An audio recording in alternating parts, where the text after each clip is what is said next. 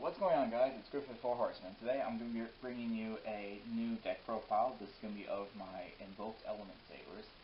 Now I know you guys probably either you know about Elementsabers or you don't, because they're just like a one-off archetype in Flames of Destruction, I believe. Correct me if I'm wrong. But basically the entire point of them is to send monsters with different attributes to the grave in order to summon elemental lords. It's a fun deck. It's kind of bricky, especially with terraforming at 2 now. But and it's really hard to make this deck as good as possible. I found the invoked engine to be the best engine to run with this deck because it just helps it. You've got all the attributes for it. So yeah, let's start off with this deck profile. As always, main deck first. So starting us off, we have the boss monster of the Elementsabers, Elementsaber Mana. You want to run 3 of her at all times. She's your main graveyard setup, and basically what she does is, if she's in your hand, you can send two monsters from your hand to the graveyard, and if they are Elementsabers, then you get effects depending on the attributes that's sent. So Earth or Wind, Elementsaber monsters cannot be destroyed by battle. Water or Fire, Elementsaber and Elemental Lord monsters, so her effects apply for Elementsabers and Elemental Lords. Water and Fire, they cannot be destroyed by card effects, and Light or Dark, they cannot be targeted. Sorry. So she's a really good card. You want 3 of her at all time. And if you have the field spell, which is like the main heart and soul of this deck, you can send, for any Elementsaber effect, you can send the corresponding cards you need from the deck to the grave. So instead of sending cards from your hand for her effect, you send them from your deck to the grave, which is really good. So yeah, you want to run 3 of her at all times. In my opinion, she's just the best way to start fueling up your grave. Next up, I run 3 Makani. This is your searcher for the deck. You send an Elementsaber monster from your hand, or if you have the field spell, from your deck to the grave in order to add an Elementsaber or Elemental Lord monster from your deck to your hand. It's amazing. You want to run 3 at all times. It's just a great searcher. So yeah, not much to say about that one. And then for the last Elementsaber run 3, I run 3 Elementsaber Ana. You can run this at 2 if you want. This is personal preference. I prefer 3 because she's a monster reborn for any Elementsaber or Elemental Lore monster that was properly summoned beforehand. So yeah, it's just really good, and you definitely want to run 3 of her in my opinion, but you can run 2 of her if you want. Next up for the 2-ofs, we run 2 Elementsaber Molehu and 2 Elementsaber Lapala. You run 2 of each of these. You can bump him up to 3 if you want, but I prefer 2 because he can brick. Basically, what Molehu does is you send Elementsaber from your hand or deck. If you have the field spell, you send an Elementsaber to the graveyard or flip a monster on the field face down, and it is a quick effect, so that's really good. So you can sit with him. He's the biggest beat stick you have, and it's just fantastic. Lapala is basically the same effect. It's a quick effect, but it's for spells and traps. So you mainly use her for just destroying back row. I don't summon her a whole lot. I mainly use her as Invocation Father because she only has 100 attack, so she's super weak. So I don't really normally summon her. If I summon her at all, it's from Elemental Training or from Ana. But mainly I use her as my light target for Invocation to get into Mechaba. But I still run 2 of her because there are instances when she's good. So that's it for those guys. And then for the last Elementsabers, I run 1 Malo and 1 Nalu. Malo is good. He's your Armageddon Knight for the deck. Him alone can send 2 Elementsabers from your deck to the grave. But so he's just really good. Nalu is okay. I hardly ever actually use this card, but I have her in here for my water target for Lapala Mana. I was running him actually at 2 for a bit, but I got him down to 1 because you don't really need more than 1. But Nalu you can take her out if you want. I would still run her, simple fact of she's a water target, so yeah. Next up, for the Elemental Lords, I run one Phosphorage because it's a Regeki. One Moon Glacia because it's a basically a delinquent duo, which is really good, and one Grand Soil for a monster reform.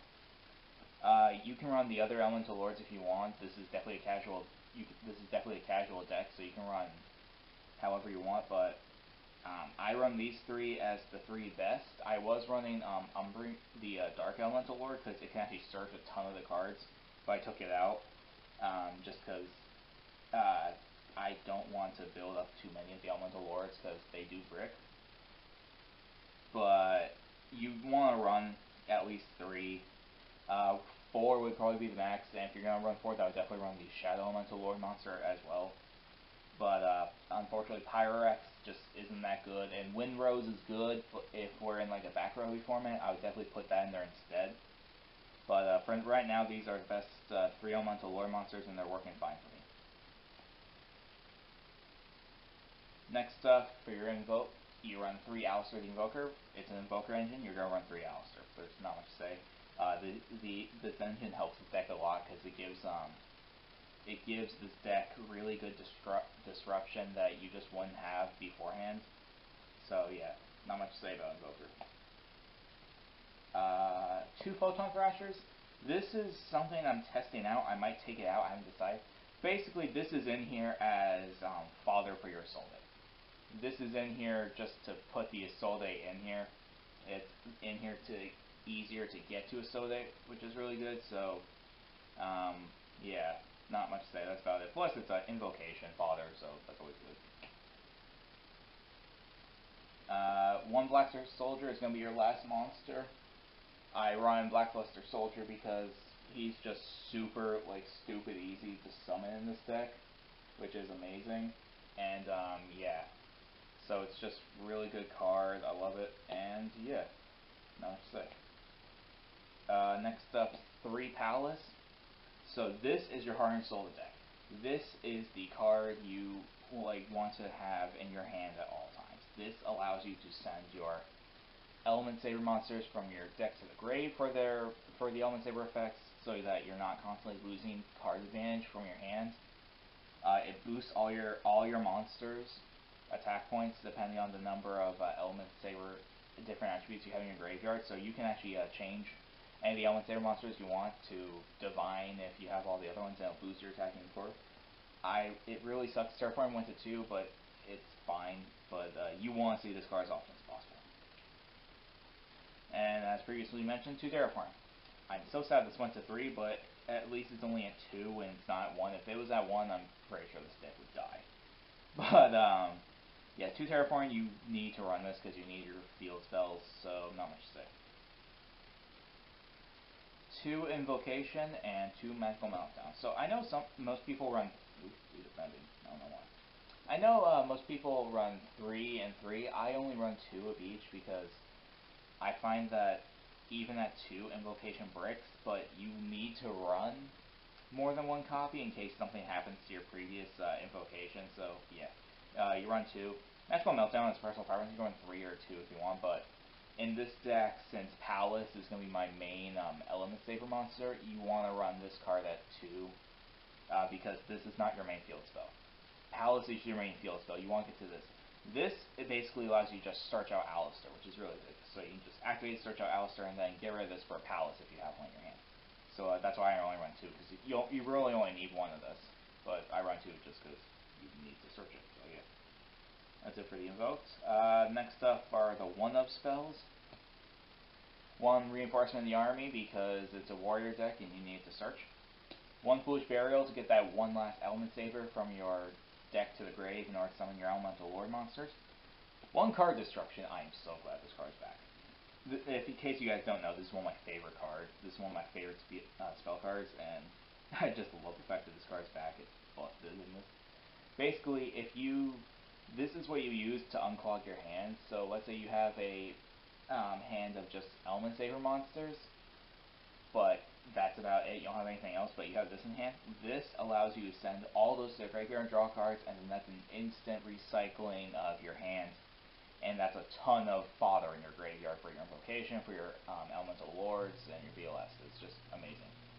So I definitely run this card. I definitely recommend you run this in your build if you want to build this, because this card just helps the deck a ton when it goes off. And then the last two cards, the last two spells are going to be Super Poly and Monster Reborn. Super Poly because it's Invoked Engine and it's fusion stuff, and Monster Reborn because it's Monster Reborn. Not much to say about that. So that's it for the spells. And the last two cards, two Elemental Training. You run two of this because this is personal preference. You don't actually need to run these. I find they have their uses, mainly the fact that it protects Palace. But other than that, it's just a really good card. It can special summon any Elementsaber monster from your deck just by attributing a monster on the field with a different original attribute. So it's actually funny because there's a build you can do where you combine Lair of Darkness with this deck, and you basically use this as spot removal for your opponent, which is hilarious, but it's not as good as the Invoked Engine in my opinion, so that's why I don't run anymore. But two training, you can run this at whatever you want. You can run at 3, 1, or none, but I just run at 2 because it's just useful. So that's it for the main deck. Now on to the extra deck. Oops. Sorry guys, I just remembered I have my Solday in another deck, so I'll just pull that out real quick.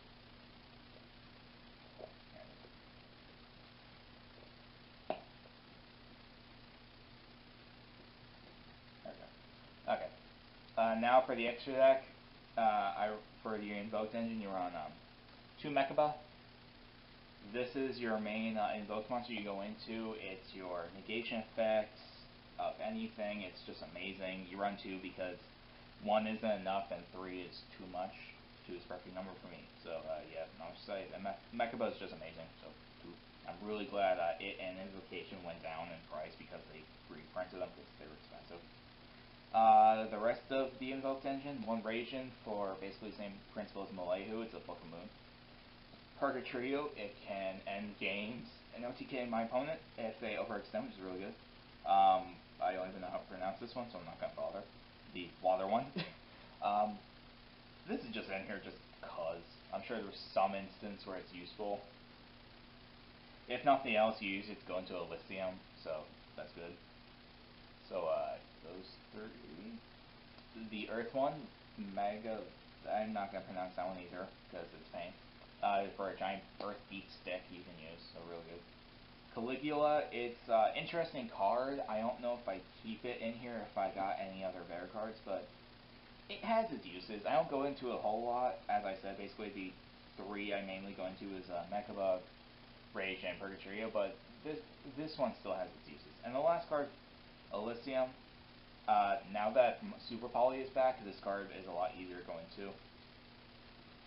It's spot removal, or it's not spot removal, but Super Poly is going to be removal for your opponent's deck, so this card is a lot easier to go into with Super Poly, but you don't go into a whole lot.